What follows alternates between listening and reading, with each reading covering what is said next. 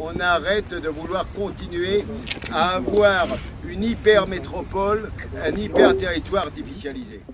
José Bové, député européen d'Europe Écologie Les Verts, est venu soutenir les élus écologistes du secteur de Colomiers, Plaisance, Tournefeuille et le collectif contre les portes de Gascogne.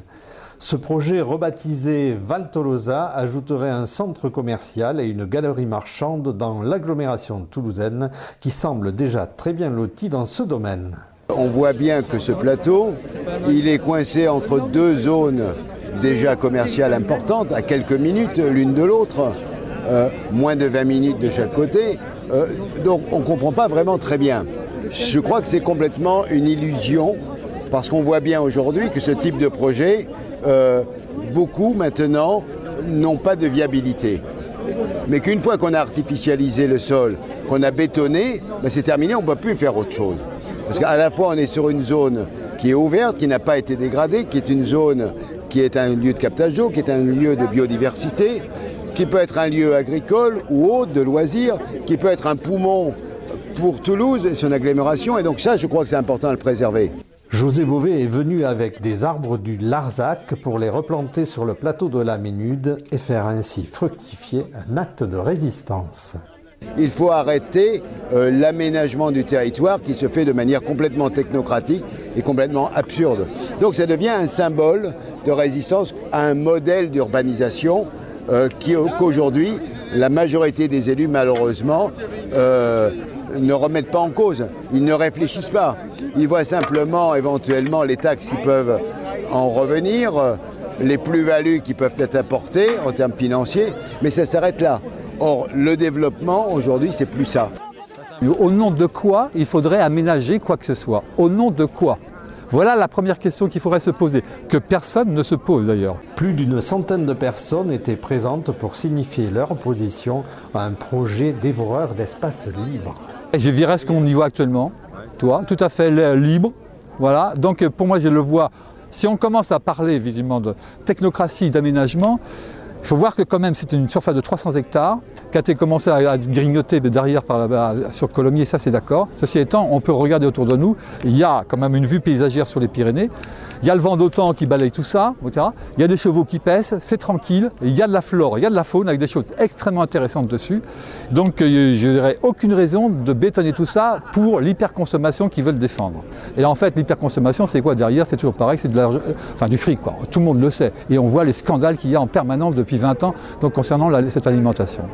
Pour le seul conseiller général d'Europe Écologie Les Verts, l'instance départementale est le dernier verrou qui pourrait arrêter le projet prévu sur ce plateau.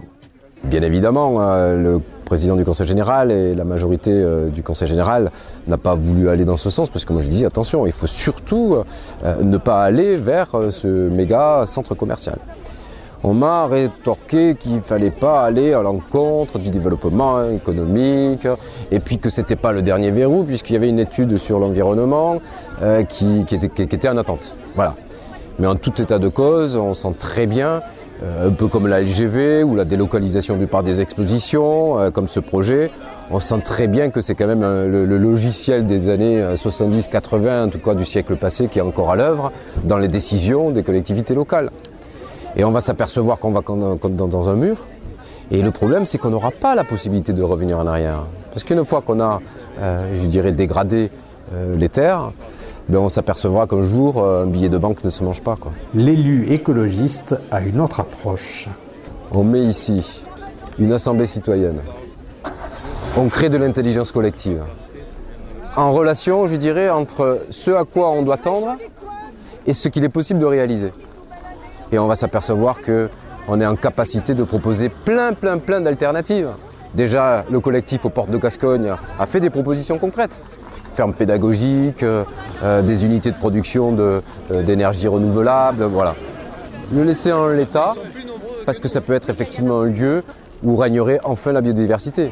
Les personnes présentes ne font pas que manifester contre l'hyperconsommation, mais aussi pour la préservation de terres qui pourraient s'avérer indispensables pour les futures générations.